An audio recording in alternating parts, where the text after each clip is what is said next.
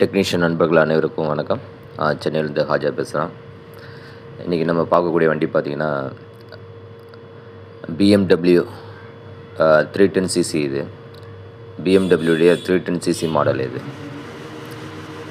இந்த வண்டியுடைய கம்ப்ளைண்ட் என்னென்னு பார்த்திங்கன்னா, வரும்போது வண்டி ஸ்டார்ட் ஆகலை. ஸோ இது வந்து எலக்ட்ரிக்கல் ஒர்க்குக்கு இந்த வண்டி வந்திருந்தது. வண்டி ஸ்டார்ட் ஆகணும்னு சொல்லி கொண்டு வந்திருந்தாங்க. இந்த வண்டியை பொறுத்தளவுக்கு பார்த்திங்கன்னா, கம்ப்ளைண்ட் பார்க்குறது நம்ம ஈஸியாக தான் இருக்கும். எலக்ட்ரிக்கலை பொறுத்தளவுக்கு நம்ம பிரச்சனையே கிடையாது எலக்ட்ரிக்கல் பார்க்குறதுக்கு.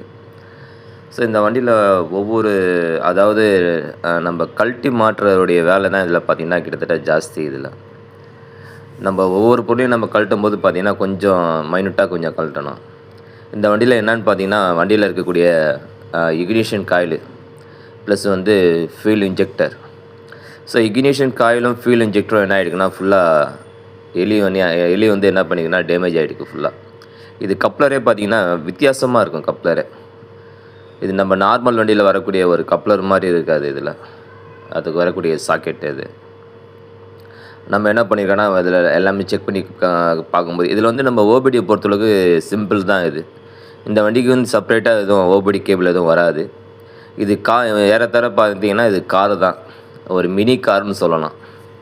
ஏன்னா காரில் எப்படி டிசைன் கொடுத்துருவாங்களோ அதே மாடல் தான் இது.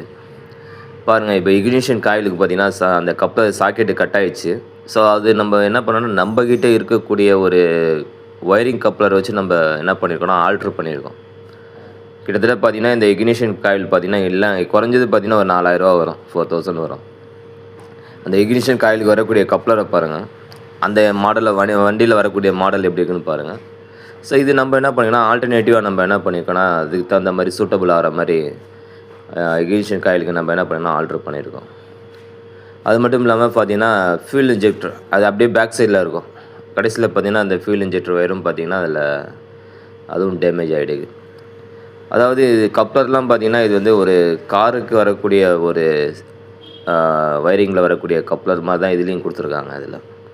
ஸோ பெரும்பாலும் நம்ம என்ன பண்ணலாம்னா, இது கப்ளர் நம்மளுக்கு கிடைக்கல அப்படிங்கும்போது நம்ம என்ன பண்ணலாம், நம்மக்கிட்ட இருக்கக்கூடிய ஒரு கப்ளரை வச்சு நம்ம என்ன பண்ணலாம், அதுக்கு சூட்டபிள் ஆகிற மாதிரியே நம்ம என்ன பண்ணலாம் ரெடி பண்ணலாம்.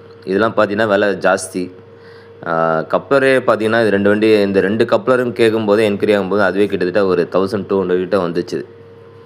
ஆனால் இருந்தாலும் நம்மக்கிட்ட இருக்கக்கூடிய ஒரு கப்ளரை வச்சு நம்ம என்ன பண்ணியிருக்கோம்னா, இது ஆல்டர்னேட்டிவாக நம்ம இதில் பண்ணியிருக்கோம்.